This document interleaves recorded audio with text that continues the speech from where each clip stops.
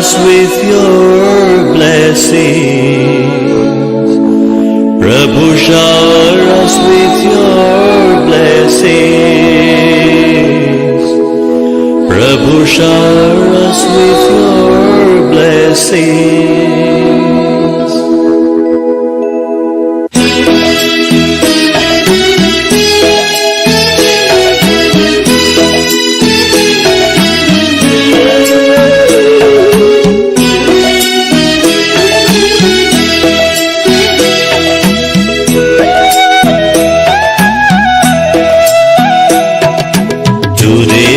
Thanked the Almighty, Prabhu, we are your devotees. We glorify you from deep within. Shower us with your blessings. Prabhu, shower us with your blessings. Prabhu, shower us with your blessings.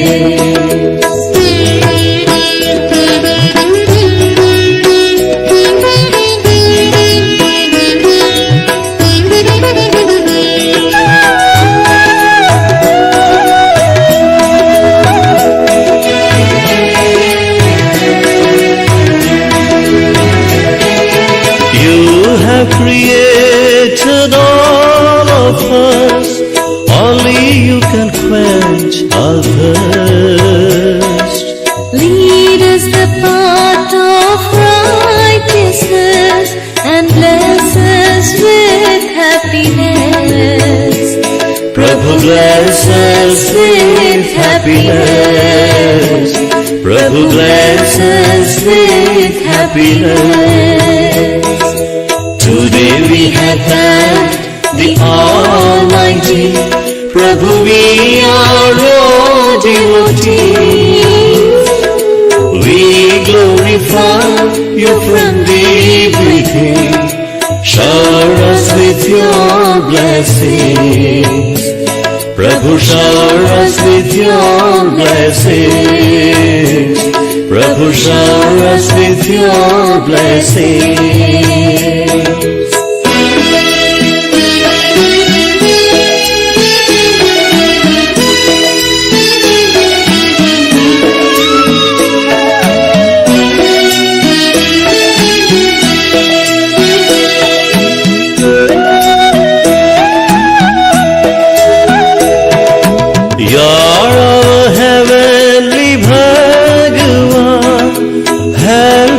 To love everyone.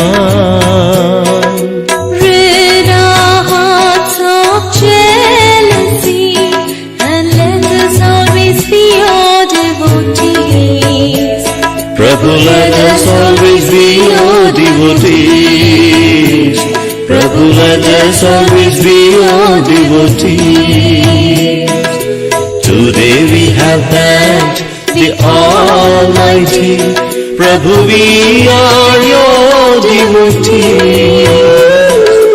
We glorify you from deep within. Shower us with your blessings. Prabhu, shower us with your blessings.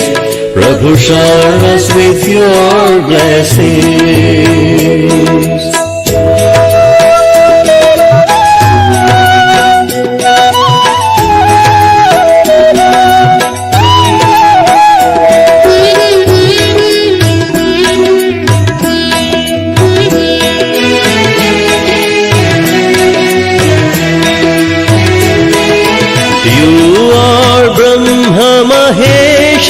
Vishnu, your love is pure and true. Help us to protect our dharma and purify our karma. Prabhu, purify our karma. Prabhu, purify our karma. Today we have thanked the Almighty, Prabhu, we are your devotees. We glorify you from deep within. your blessings. Prabhu shower us with your blessings. Prabhu shower us with your blessings. Prabhu shower us with your blessings.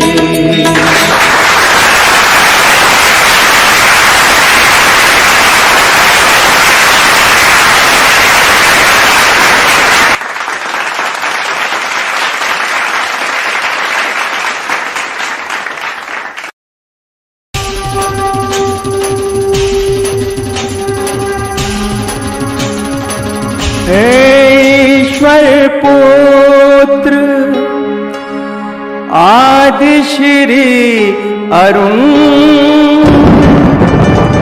तेरा ब्रह्म ज्ञान व्यापक था, व्यापक है, व्यापक रहे।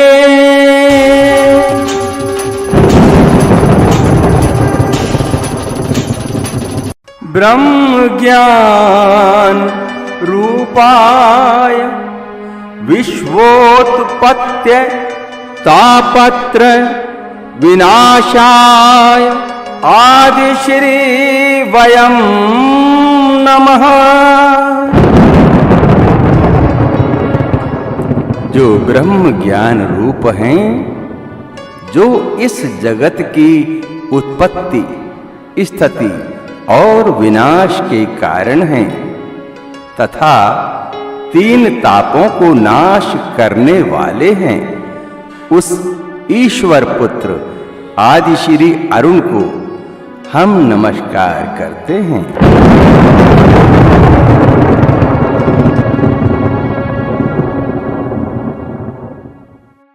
हे ईश्वर पुत्र आदि श्री अरुण, काल प्रशासन की प्रेरणा से मैं आपसे मंत्रणा करने आई हूँ।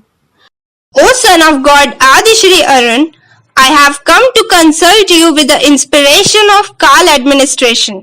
हे देवी, मंत्रणा कक्ष में आपका स्वागत है। हे देवी, welcome to the consultation room. अब आपको आज से ही कली पुरुष से टक्कर लेने के लिए तैयारी शुरू कर देनी चाहिए, इसीलिए मैं आपकी सेवा में आई हूँ। अब आप कली पुरुष तथा उनके प्रतिनिधि का विनाश करने के लिए अपने योद्धाओं को आदेश दीजिए। अब आप लोगों को उपदेश देने में समय को बर्बाद नहीं कीजिए। Now you should start preparing to compete with Kali Purush from today itself. That's why I have come to your service. Now you order your warriors to destroy Kali Purush and his representative. Now don't waste your time giving instructions to people. आपने काल प्रशासन के द्वारा निर्धारित किए गए समय से मुझको अवगत कराया है, यह तो बहुत अच्छी बात है। लोगों को उपदेश करने में समय की बर्बादी नहीं हो रही है। मेरा यह अवतार संपूर्ण प्रेम का अवतार है। यह समय तो मुझे मेरे भक्तों के बीच प्रेम लीला का है, जिसमें लोगों को महसूस करवाना है कि सबसे पहले ईश्वर ने मनुष्य से प्यार किया, मनुष्य ने नहीं, मनुष्य तो बाद में प्यार किया। पूरा जगत ही उनके प्रेम के आकर्षण का परिणाम है। You have made me aware of the time fixed by the Kal administration. It is a very good thing. There is no wastage of time in preaching to the people. This incarnation of mine is embodiment of perfect love. This is the time for me to play love among my devotees, in which I have to make people realize that first of all God loved man and not man. The whole world is the result of the attraction of this love. परंतु आज की राजनीति में उसका प्रयोजन क्या है? But what is its purpose in today's politics?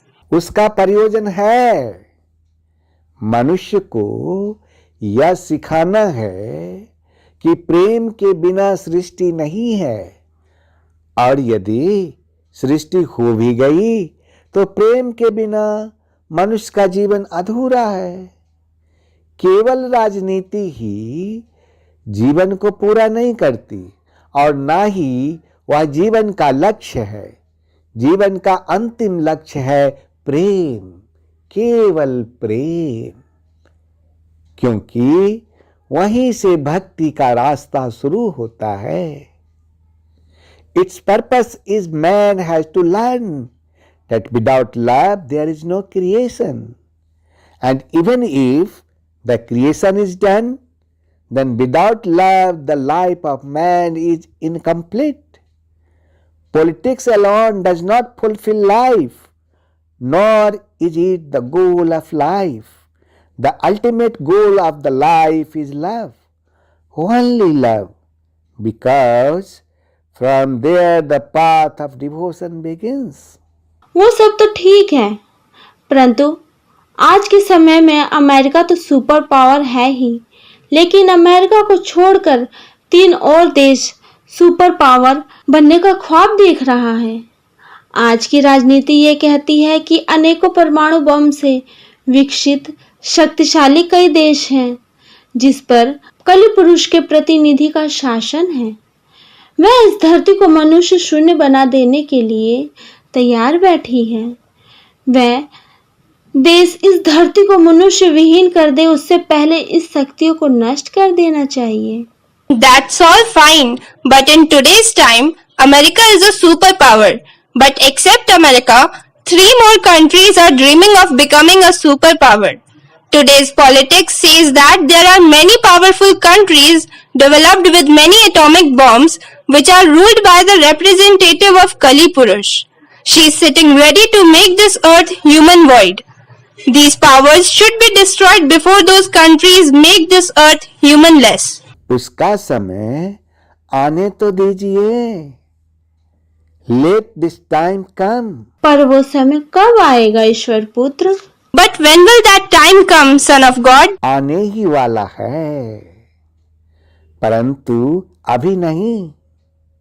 अभी तो ईश्वर पुत्र आदि श्री के संपूर्ण प्रेम लीला का समय है। विनाश का लीला आरंभ करने से पहले ईश्वर पुत्र आदि श्री अरुण मनुष्यों को यह संदेश देना चाहता है कि अंततः केवल प्रेम ही सृष्टि का आधार है और प्रेम ही जगत का सार है। It's about to come, but not now. Now is the time for the complete love leela of Son of God Adi Sri Arun. Before starting the leela of destruction, the Son of God Adi Sri Arun wants to give this message to the human beings, that ultimately love is the basis of the creation and love is the essence of the world. प्रेम ही सब वेदों का सार, प्रेम ही सब वेदों का सार। आदि श्री की परम कृपा से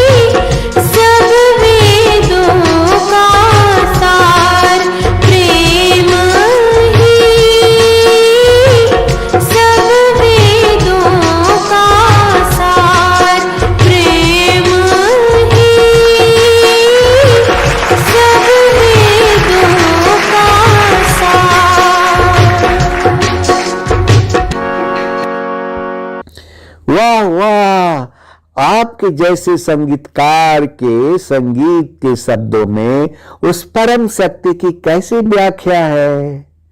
वास्तव में संगीतकार की दूरदृष्टि ही समय की सीमाओं को लांघकर उस परम शक्ति को देख सकती है कि वह शाश्वत है। वाह! What is the explanation of the supreme power in the words of music? The words of music of a musician like you. In fact, only the foresight of the musician can transcend the limits of the time and see the supreme power that is eternal.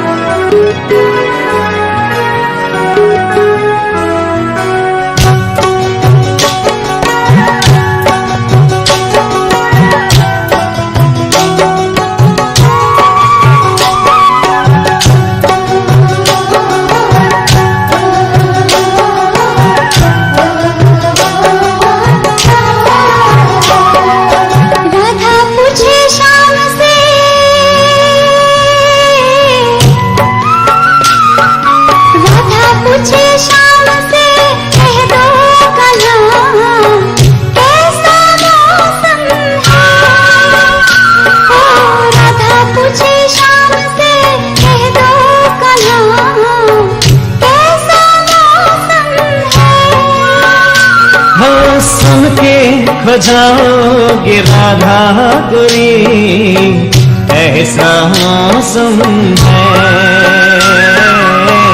ऐसा मौसम है।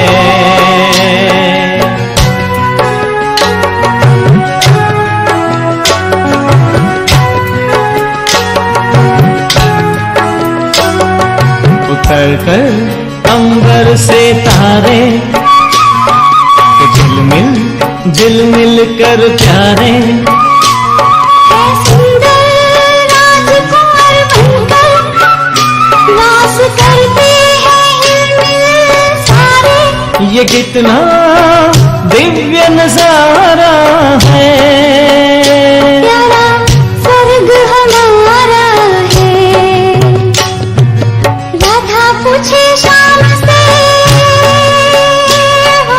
राधा पूछे शाम से, कह दो कहाँ कैसा मौसम है।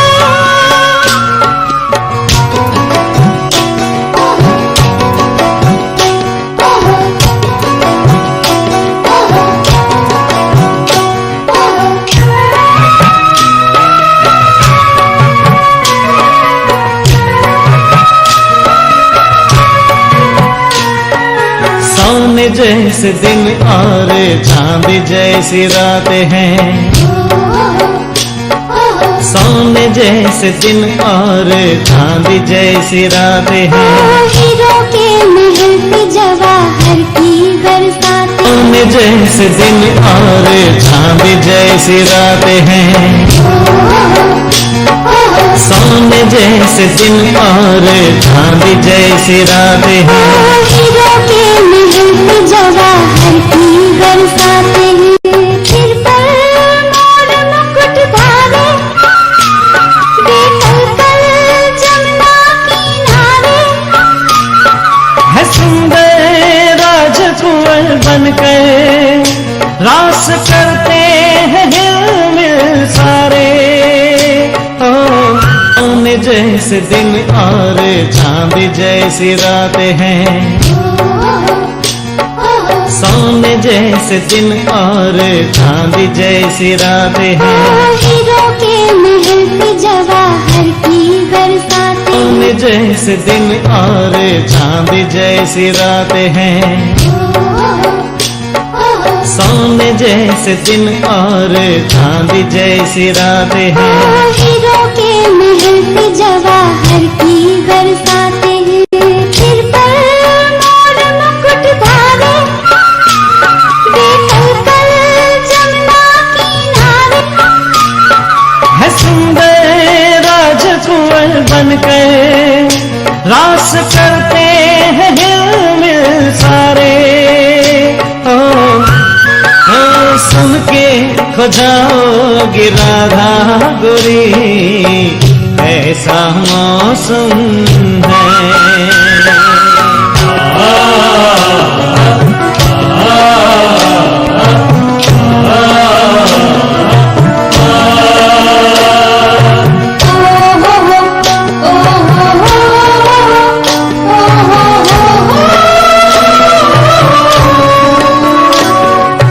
पावन मुखड़ों पे प्यारी मुस्कान है, पावन मुखड़ों पे प्यारी मुस्कान है, बागों में बहारों में ये सुख की भरी खाने, बागों में बहारों में ये सुख की भरी खाने, फजा में हम मन के गुब्बारे, दिशा में खुशी के फुवारे, है सुंदर राजकुंवर बनकर रास करते हैं हिलमिल सारे। राधा पूछे शाम से, हो राधा पूछे शाम से, कह दो कन्हा कैसा मौसम है।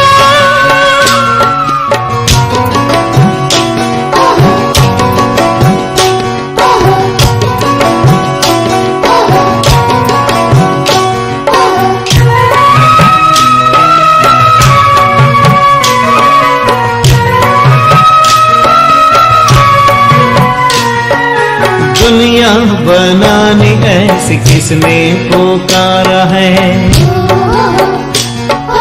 दुनिया बनानी ऐसी किसने पुकारा है, बेहद गगन हो जैसे मिलता इशारा है, सुखद संकल्प यही धारे, नयन वही नवयुग निहारे, है देवी राजकुंवर बनकर रास करते हैं हिलमिल सारे।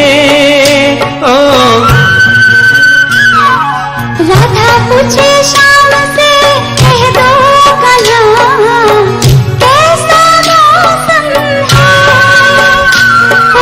राधा पूछे शाम से, कह दो कन्हा कैसा मौसम है।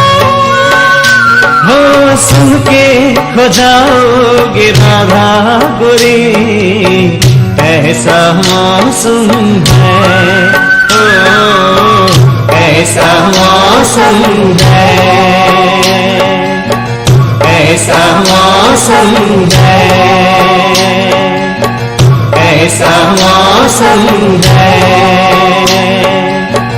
ऐसा मौसम है, ऐसा मौसम है, ऐसा मौसम है, ऐसा मौसम है। कौन था ये? कोई दिव्य शक्ति थी, महाशक्ति।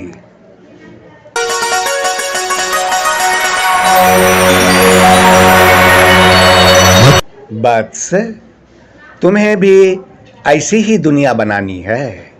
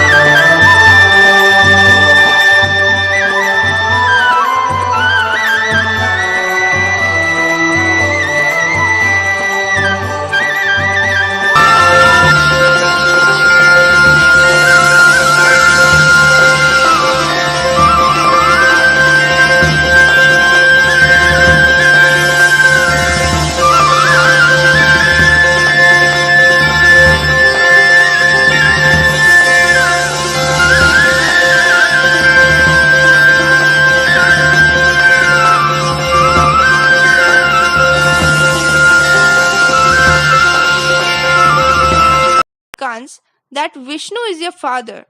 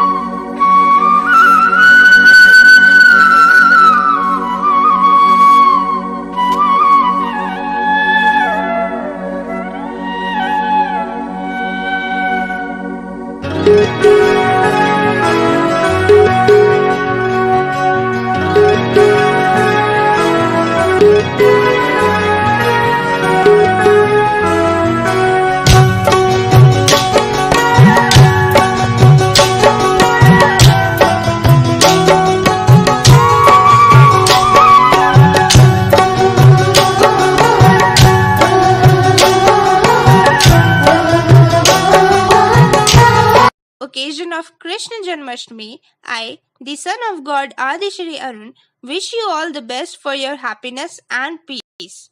O scattered people on the earth, we all are passing through the tribulation of 7 years. Thus, just remember the Supreme God on the occasion of Krishna Janmashtami special day. Why? Because the 6th seal has opened. Bible, Isaiah chapter 2 verse 10 has prophesied, "Go into the rocks and hide in the dust from the terror of the Lord." Why? Because in that day the Lord will punish the people and the kings of the earth. Then the kings of the earth, the nobles, the commanders, the rich, the mighty, and every slave and free man hid in the caves and among the rocks of the mountain. That time, unbearable pain will appear before the people. Many will ask for the mountains themselves to fall upon them just to end. Remember the past days of incarnation of Lord Krishna? When it is about making the incarnation of Lord Krishna memorable and refreshing his memory, then I will also be your partner in this work. When the first son of Devaki was born, according to his promise, Vasudevji came to Kans with that child and gave him to Kans. Seeing that one day's child, Kans did not feel pity, but Kans became proud that what would this child do to me? Krishna is the 8th son of Devaki who is predicted to kill Kans. He is the first son of Devaki. Kans told Vasudevji that you take it from me and go. I have faith in you that when Devaki's 8th child is born, then bring him to me. Hearing this, Vasudevji took that child and went home. This incident again caused panic in Devlok. All these actions belong to the deities. The god thought that Kans abandoned Devaki's first. Now, when will be the second child? When will be the third? When will it be the fourth? And even if it will be the 8th, God knows. What is the guarantee that God will come or not? In Devlok, there was tension in the hearts and minds of the deities. In tension, he started thinking. Then the gods caught Saraswati Devi that you should go to Kans and sit on Kans' tongue and kill that child by any means. Goddess Saraswati ji said that after coming to your words in Treta Yuga, I got Ramji built. Now I will never make this second mistake again. On the way met Narad Muni ji. The gods have told Narad ji that, "O Narad ji, without you the work is incomplete. No one can do this work without you." Narad ji asked the deities that you tell me clearly what is the unfinished work. Then the gods told Narad that a child has to be killed.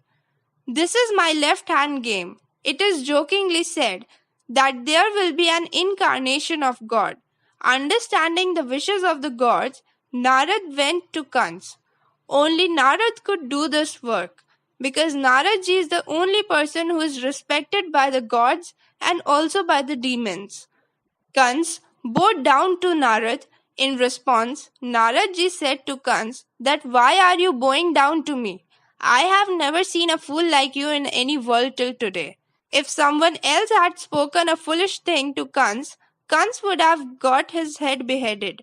But Kans used to give respect to Narad. So Kans did not do this.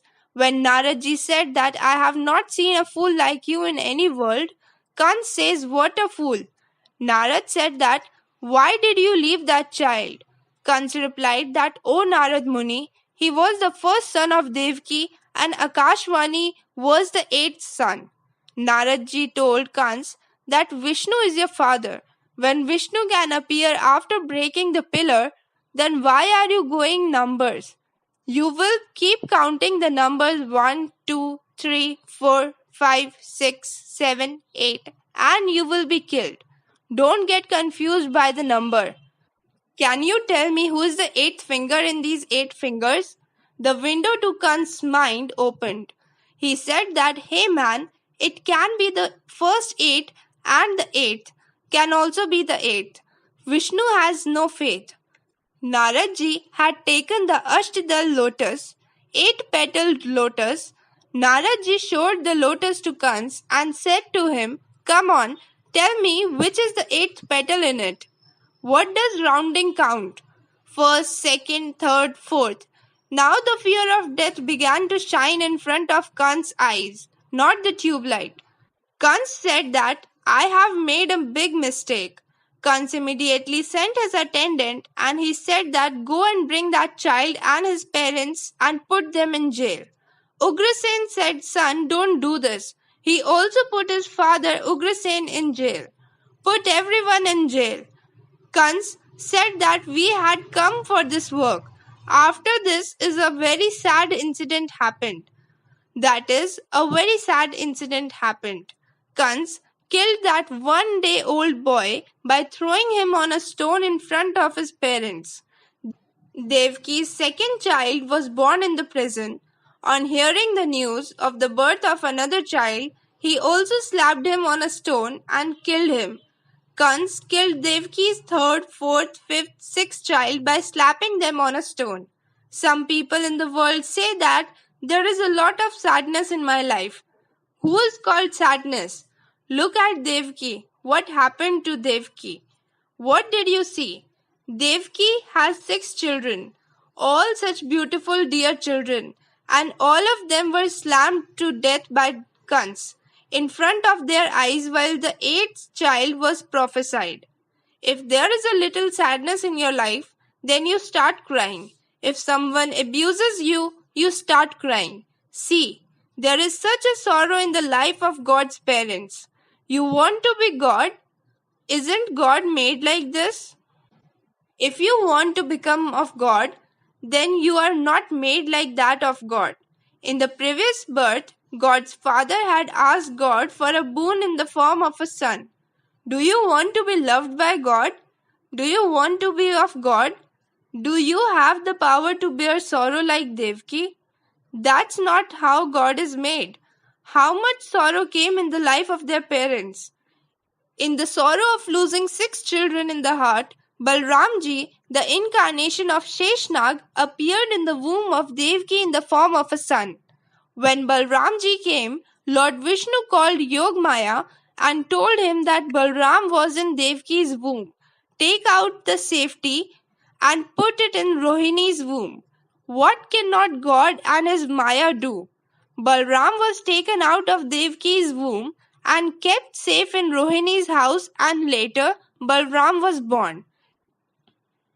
Here, Devki felt that my womb had fallen. Again, Devki's life was filled with sorrow and grief. All I have to say to you is that even when there was so much suffering in the lives of God's parents, their devotion to God continued to grow. As the grief of Devki and Vasudev increased, the devotion for the God increased in the lives of both of them. But the opposite happens with you. When sorrow increases, then you say that leave this worship. We used to worship for happiness and we started feeling sad. This guru is a liar. This God is a liar. This Ved Puran is a liar. All religious texts are false. Leave this God and this worship. You run away by leaving the bottom of love for God and the worship system. By doing this, one does not get God.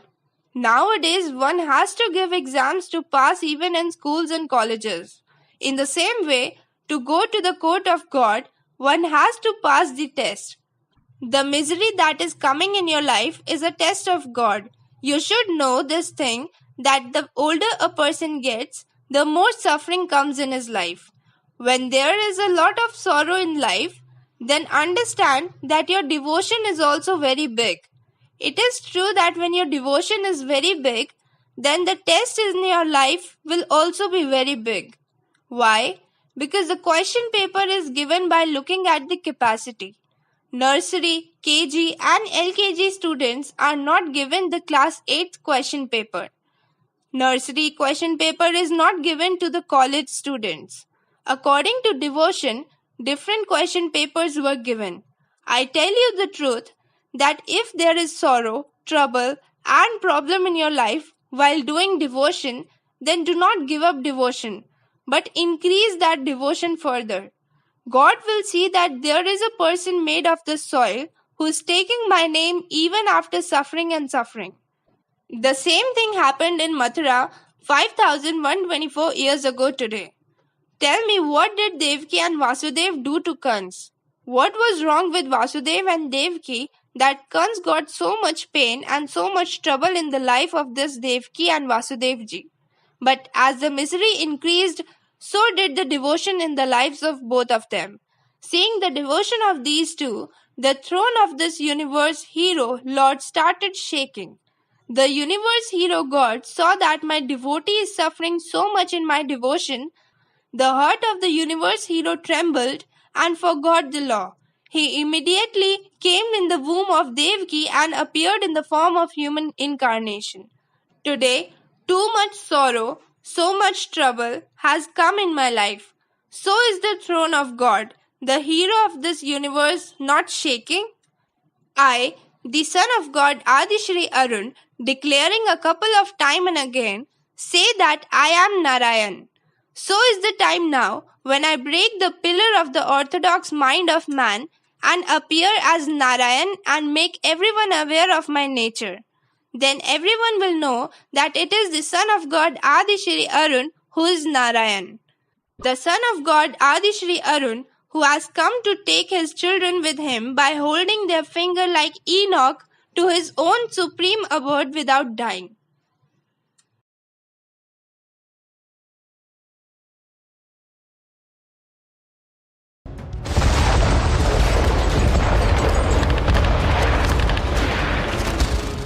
On the occasion of Krishna Janmashtami, son of God Adisri Arun warned the whole world and says to you that, "O man, just imagine the global destructive war to whom I am giving warning.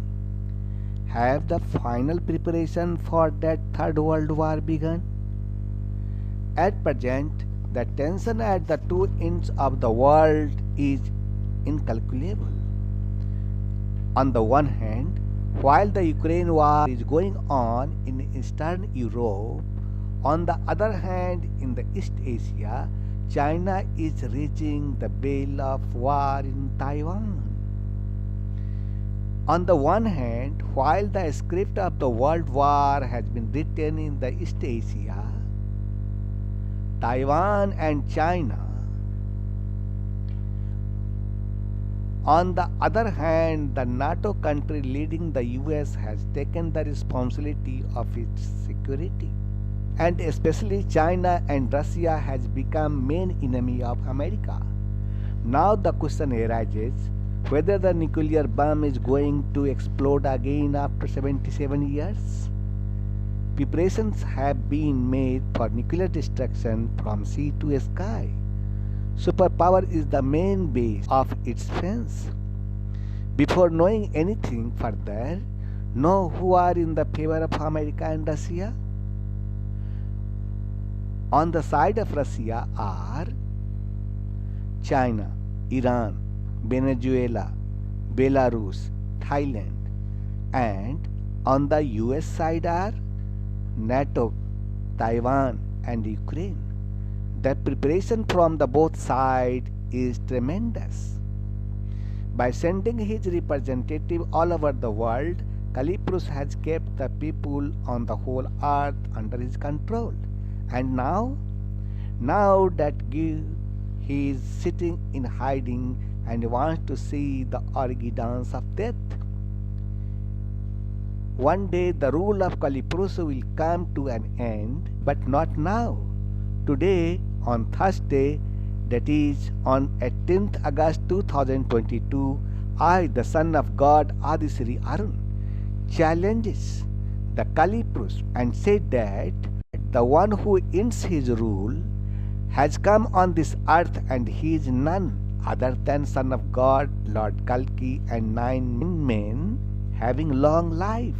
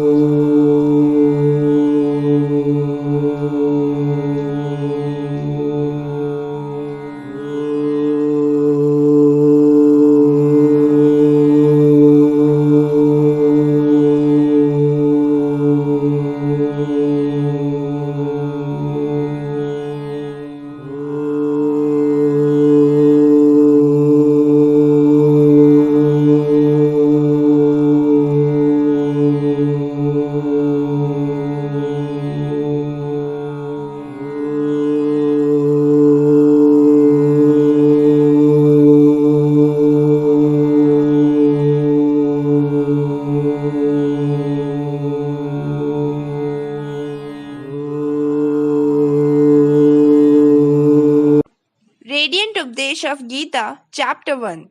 O scattered people on the earth, I, the Son of God Adishri Arun, today presenting to you a real explanation of Radiant Updesh of Gita. What is special in Gita? If there is anything special in the Gita, then it is the only one, Krishna. After that, rest of you are all an instrument. Today, what knowledge I, the Son of God Adishri Arun, will give you, this knowledge will show you the way in today's times, and you will be able to understand the Gita easily, and you will be able to use it in your day-to-day practical life. Oh man, Gita is the answer to every question of the people of the world. There is no such question related to life which is not given in the Gita. Do you have any doubts, fear, worries, sorrow, emotion, any kind of feelings, or any confusion in your heart and mind? The only answer to all is the Gita. Instead of Arjun in the Gita, consider yourself to be an Arjun, because Arjun's every doubt, his every fear, every problem is your problem too. And the solution to every problem is Sri Krishna. Consider Krishna not only as the charioteer but also consider him as the charioteer of life. If you walk according to what he said, I say with confidence that you will easily overcome all the troubles. So come, now I, the Son of God, Adishri Arun, take you in the journey of Radiant Updesh of Gita, Chapter 1, that is called Arjun Vishad Yoga. The first chapter of the Gita is Arjun Vishad Yoga. Here it begins with the questions of Dhritarashtra. He wants to know what is happening in the war, what is his son Duryodhan and his army doing. And at the same time, it has also been a matter of knowing what the army of Pandu's son is doing. After that, there is a description of the heroes of both the armies. Then comes Arjun's nostalgia, that is, Arjun's sorrow, Arjun's problem, and his religion crisis. So come, listen now, Arjun Vishad Yoga. Dhritarashtra asks Sanjay that what are his sons and the sons of Pandu who have gathered with the desire to fight in the land of Dharma, Kurukshetra, doing? Dhritarashtra wants to know what is happening on the battlefield. Dhritarashtra is blind. He cannot see, but they are blind only to the eyes, not of the mind and brain. He knew that he was not with religion, because religion exists where Sri Krishna was. In his son's attachment, he chose war over peace. But he also knows that this war will not be as easy. Remember that when you are making a mistake in your life, you must be feeling that the result of your actions will not be good. Exactly the same is happening with Dhritarashtra. He too seems to be surrounded by the same fear and apprehension. Describing the view from Sanjay's eyes, he tells Dhritarashtra, "O Rajan, Duryodhan is looking at the army of Pandavas and goes and tells this to Guru Dronacharya." Sanjay had attained divine vision. He could see the battle even when he was away from the battlefield. What Sanjay was seeing, he was telling the same thing to Dhritarashtra. In this, he was not saying anything from his side. He was telling the condition of the war only with his eyes. It was amazing of Sanjay's divine vision that today you are getting to hear the Gita. O Acharya, Drupad's son Drishtadum is your disciple only. Drishtadum has made this wonderful trap of Pandu's son's army. Trap composition means the particular way in which the warriors of the army are standing. A trap so that it is impossible to enter the middle of the army. Even if someone succeeds in entering it, he can never come out. Oh man, when you see the enemy or problem, it will appear to you very big and formidable. And this fear will also remain in your mind that if you somehow get into it, what will be the result? Can you come out? Will you be able to win? Duryodhan is also going through the same thinking. Duryodhan takes the name of the great armies of the Pandavas. Whenever there is a war, the soldiers of the army are tested and observed. Similarly, Duryodhan is doing the same. Duryodhan tells Dronacharya that in the army with big bows and the warriors like Bhim and Arjun, the mighty Satyaki and Virat, and the great kings like Drupad, Drishtaketu, and Chekitan, and the mighty Kashiraj, Purujit, Kunti Bhoj, and the mighty among men Shebya, the mighty Yudhamanyu, and the strong Uttamauj, Subhadra's son Abhimanyu, and Draupadi's 5 sons are all great. This shows that whether there is an enemy or a problem like an enemy, everything should be known about him. Oh man, you should be aware of all the aspects of the problem. You should know every part of the problem, as Duryodhan is also doing. Duryodhan says that, "O Brahman, you have seen the armies of the Pandavas. Now you should understand those who are on your side as well." For the information of Dronacharya, after the army of the enemy, Duryodhan tells about the commanders of the army of his side. After knowing everything about the problem, what are your strong points to think in your favor? Duryodhan further says that, "O Brahman, listen also to the army heroes on our side who are particularly adept at administering the army. Now I will describe them to you. What are you strong in so that you can overcome the problem?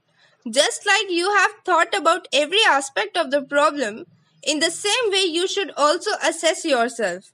First of all, know about you, Dronacharya, and grandfather Bhishma, and Karn, and Sangram Vijay Kripacharya, and likewise about Ashwathama, Vikarn, and Bhurishrav, the son of Somdat.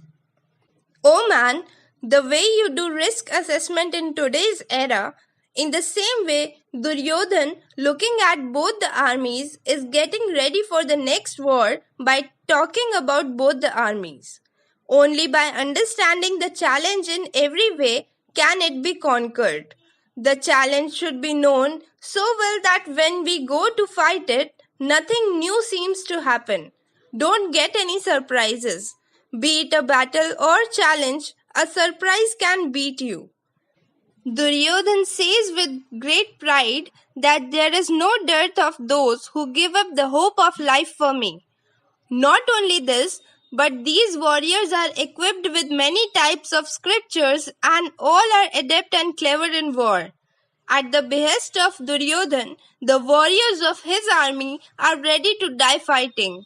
Duryodhan is happy seeing them. Oh man, Duryodhan was accompanied by warriors who are ready to fight and die for him. Who is with you when you face the challenge of your life? With you is your talent, your courage, your intelligence, your hard work, your companions, and your own relatives. O man, Duryodhan further says that his army guarded by Bhishma Pitama is invincible in all respects, and the army protected by Bhim is as easy as it gets.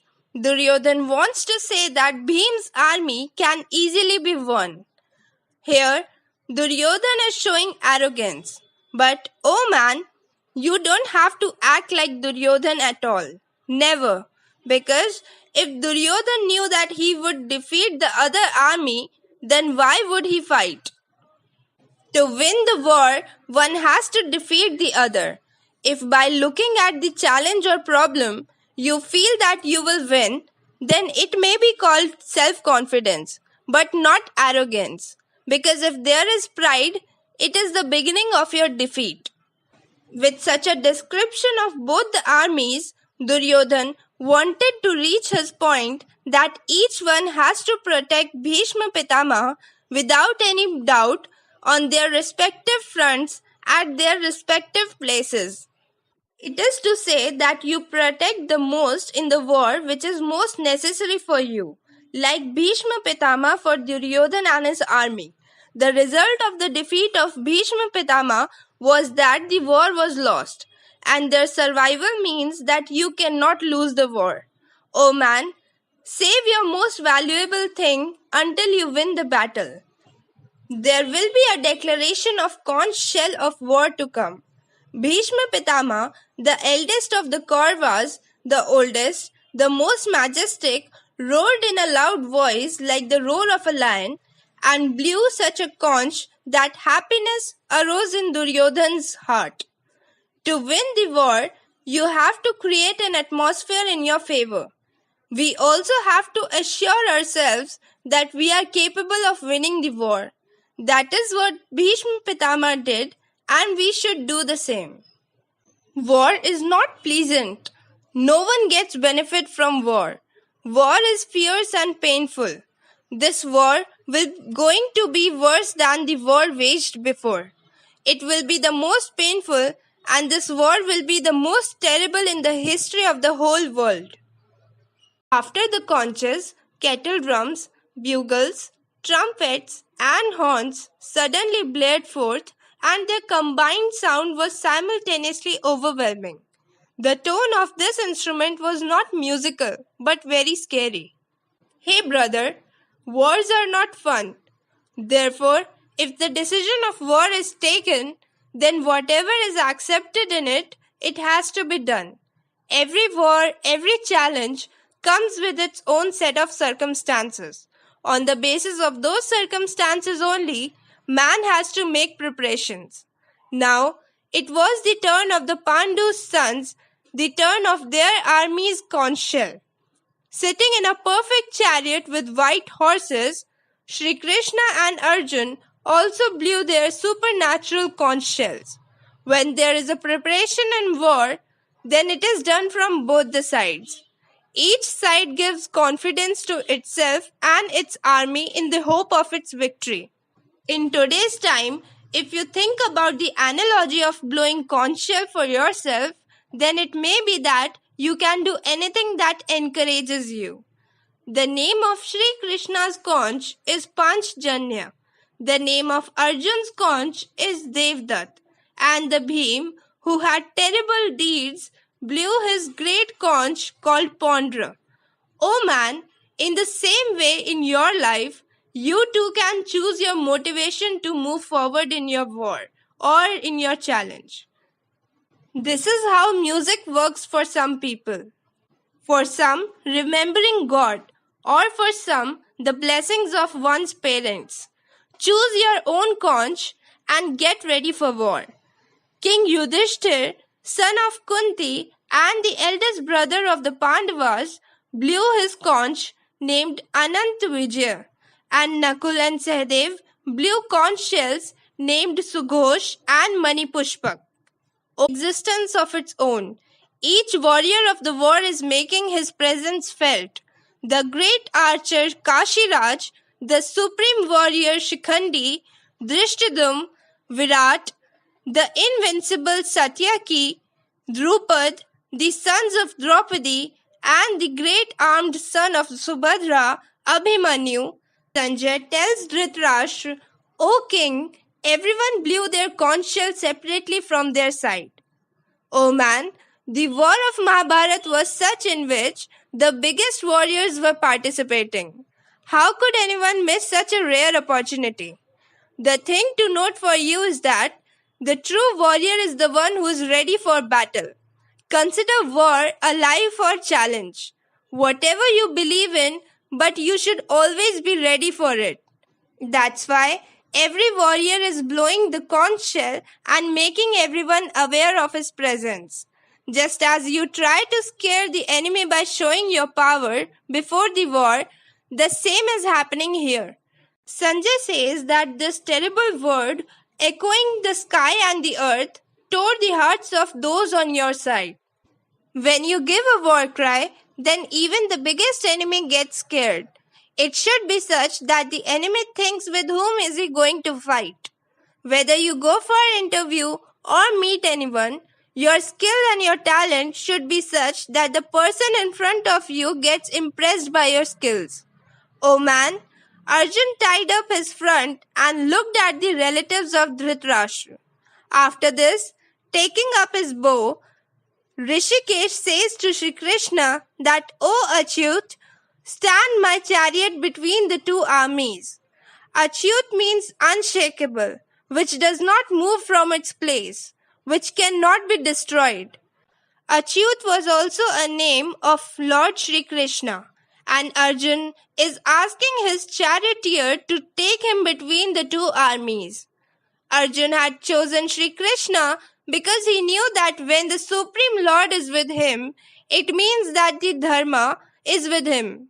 One who has religion with him can never be defeated. Oh man, this is the biggest knowledge of today's life, that war can happen to anyone.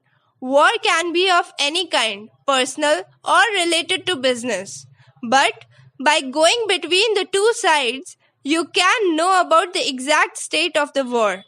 Arjun tells Shri Krishna that, O Krishna, keep this chariot standing here until I can see very well these opposition warriors who have gathered in the battlefield, with whom I am eligible to fight in this warlike business. Similarly, you should also stand in the middle of the problem and see and test it thoroughly and then take a decision. Arjun is telling Duryodhan to be a fool. Why? Because this war is happening because of Duryodhan's stubbornness. Arjun wants to see all the kings who have come to support Duryodhan by standing in the middle of the battlefield. Oh man, it is not necessary that your enemy is right. It may be that by adopting the wrong method of provocation, he tried to entangle you in the war. As happened in Mahabharata also. War has to be done, and war should be fought only when you have seen, tested, and known your enemy well. Therefore, Arjun asks Shri Krishna to move the chariot between the two armies. Sanjay sees through his eyes and describes the situation that, O Dhritarashtra, as Arjun said, Shri Krishna made the chariot stand in the middle of two armies, in front of Bhishma and Dronacharya, and in front of all the kings in such a way, and said that, O Parth, Look at these Kauravas engaged for war. Oh man, Parth is the name of Arjun. Parth is the name of Arjun, who is just about to be surrounded by doubts. Parth can be all of you too. And if you find yourself in doubt, even Lord Krishna is not far away to help, nor does his Gita go away. One of the names of Kunti was Pritha. Thus, Pritha Putra means son of Kunti. Parth is looking at the uncle, grandfather, great-grandfather, guru, maternal uncle, brothers, sons, grandsons present in the midst of both the armies. That's why Mahabharata is called Dharma Yudh, such a war which was done for the sake of religion. And a big family of this war was divided into two parts. Half were on one side and half were on the other side. Everyone had to decide who he wanted to support in the war, Duryodhan or Arjun. Along with all these relatives, Arjun is looking at his friends, his fathers-in-law, his well-wishers, and contemplating. He spent his whole life with the sons of Dhritarashtra and with the Pandavas' sons. All the relatives are the same. There are people only on both sides. But now you have become two sides of your own. One of the side is that of the enemy. Arjun had no fight with everyone. But now they are his enemies in the war. And now Arjun has to fight with them. Very close to Arjun are standing ready to fight with their Arjun. But seeing all those brothers present on the enemy side, Arjun, the son of Kunti, is immersed in great compassion and mourning and saying to Sri Krishna, "From here begins the mourning of Arjun, the sadness of Arjun for which the entire Gita was composed." For guidance, Lord Krishna had to create a composition that would inspire everyone to follow the right path forever and ever. Talking about war is easy, but it is difficult to fight. The same happened with Arjun. Same happens with all of you. Lord Krishna resolved such doubts through Gita. Seeing the relatives of these kinsmen who are fighting in the battlefield, my limbs are getting loose, as if there is no energy left in the limbs, and the mouth is getting dry, and my body is vibrating. Oh man, don't know how many times it has happened to all of us.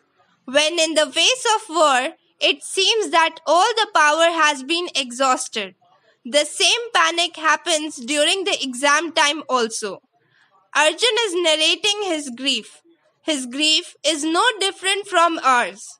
Whether you are taking an exam, whether you are going to do a big business, or you are going to do a big job, there are many such occasions in life when we find ourselves in the state of Arjun. Looks like we don't deserve war. We can't even fight. The Gandiv bow is falling from Arjun's hand and the skin is also burning a lot and his mind is getting confused. Therefore, Arjun is not even able to stand.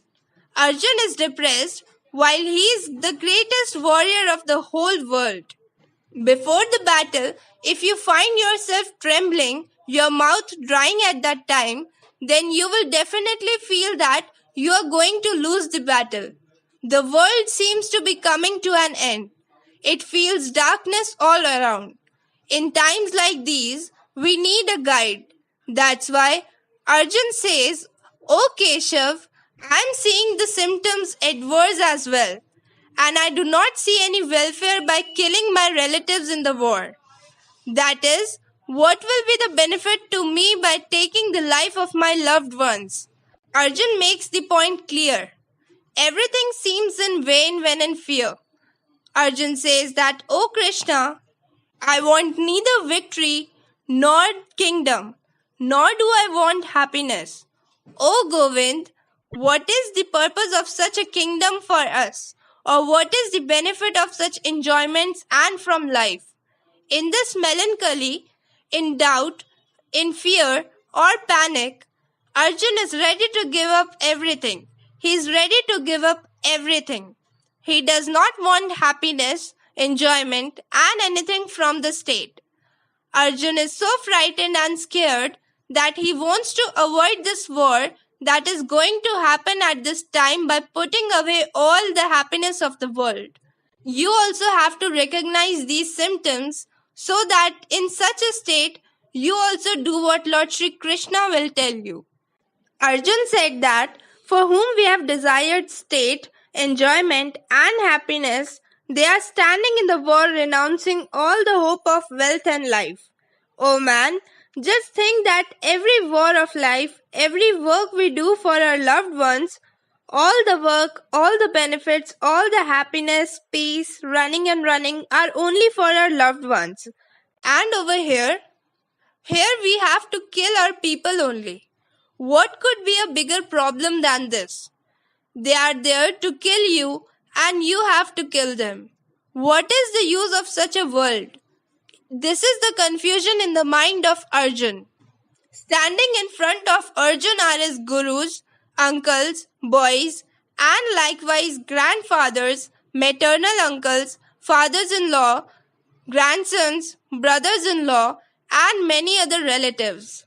Arjun is identifying every relative very closely and is also telling them by identification.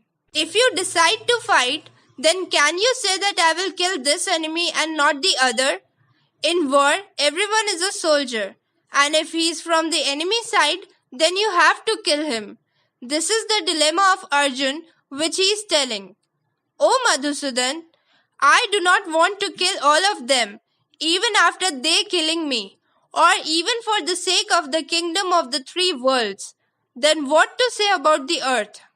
O man, did you hear even Arjun does not want the kingdom of the three worlds? If for this he has to kill his loved ones, then he does not want that.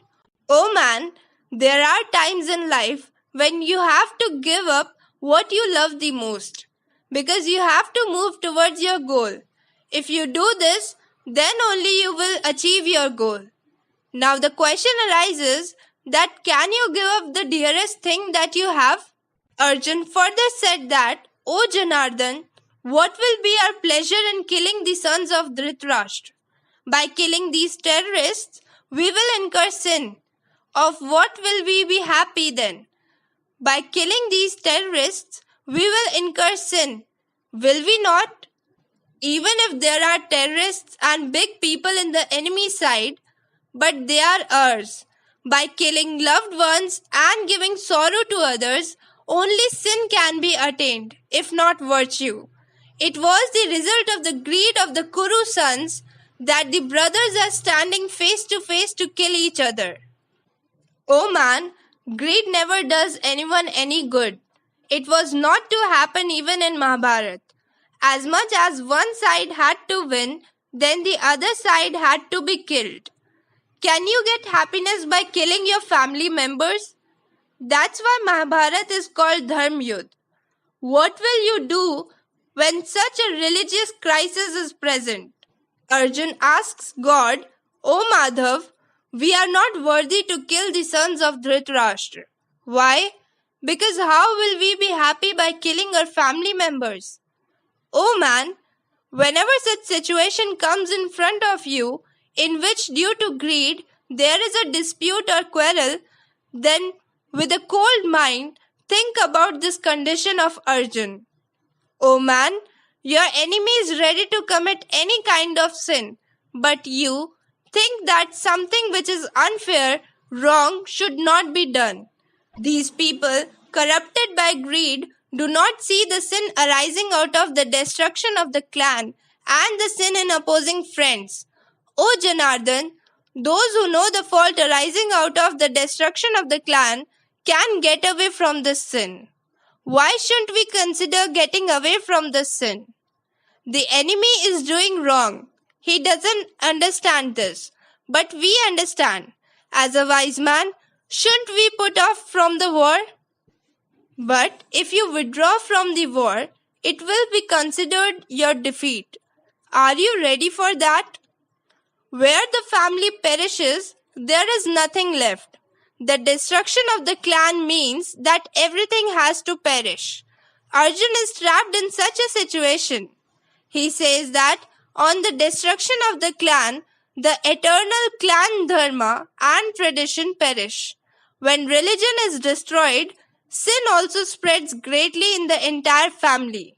And in this way, the rest of the family also gets involved in the unrighteousness. Arjun says that if the family perishes, religion perishes. With the destruction of the religion, sin increases in the whole family. It is the family that keeps you attached to your roots, your qualities, your ideals. As soon as it ends, sin starts increasing everywhere in the society. Oh man, if you want, you can also look around you. Where there is no respect for family, there is no respect for anyone, and society tends to collapse. The well-being of the family depends on its women. If a house is built, it is because of the women of the family. In a house where there is no women, it is said that there is no future of that house. What happens if these women become corrupt? Arjun says that, O Krishna, due to the excess of sin, the women of the family become highly polluted, and when the women become contaminated, the Varna hybrid arises. Here, Varna Sankar means that when the child is born by mixing the wrong Varnas in wrong ways without respecting the Varna or the society, it destroys everything. Therefore, the rules of the society are made very carefully. Therefore, no man should break the rules made for thousands of years without thinking. Arjun tells Lord Krishna in relation to this matter that Varna Sankar is meant to take the family members and the clan to hell, deprived of the action of pind and water donation, that is, their ancestors who are deprived of Shraddh and Tarpan also get degraded. Arjun said that the eternal clan religion and the caste religion of the Kulgatis are destroyed by the Varna hybrid Karak faults. Where there is hybrid of Varnas, there the destruction of religion is certain. Because of the Varna Sankar, as told by Arjun, the religion of a clan is destroyed and the religion of the caste also perishes. When someone will not follow his religion, will not fulfill his duty, if the society does not obey the rules by doing its own arbitrariness, then how will the society remain a society? The name of society is of laws and laws, where we can live together without any fear with respect. O Janardhan, whose family religion has been destroyed, such a person lives in hell indefinitely. You guys have been hearing this. At the time of Mahabharata, the belief of the clan was so much that if someone's clan was destroyed, then it used to be thought that now it will remain in hell forever. Therefore, protecting the clan, saving its honor, naming it was considered a very big thing. Not only Arjun, but I also have heard that those who do not respect religion, clan, they go straight to hell. You can also consider it in such a way that where there is no religion, the place itself becomes hell. Arjun is further blaming himself and says, Oh, even though we are intelligent, we are ready to commit great sins. We have agreed to kill each other out of greed for the kingdom and happiness. O man, however Duryodhan is, whatever decision he took, but Arjun and his army are intelligent. So is it good for them? A fool's sin may be forgiven, but a lot is expected from a wise man. So if a wise man is ready for the war, will he be forgiven for his mistake? Arjun feels no, will not get it at all. O man, close your eyes and think about someone whom you like the most, who is yours, in whose lap you played, with whom you played, whether they are older or younger than you. Will you be able to kill him? It would be better for you to kill yourself by his hands.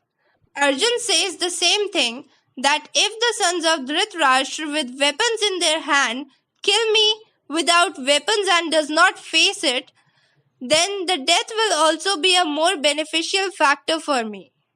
Sanjay, who is describing Dhritarashtra with the eyes of this great war, says that, O Dhritarashtra, having said this in the battlefield, Arjun, who was troubled by grief, left the bow with his arrow and sat in the back of the chariot. Oh man, this was the first chapter of Radiant Updesh of Gita. In this chapter, the problems are described in the glorification of attachment, due to which Arjun is very much disturbed by grief by keeping the bow down. But in the next chapter, that is in chapter 2, I, the son of God Adishri Arun, will tell you how you should fight the Dharma Yudh or righteous war, and how you will come out of the maze of your problems. Now, next Thursday, I will come again in front of you with the second chapter of Radiant Updesh of Gita. Till then, you wait. Thank you.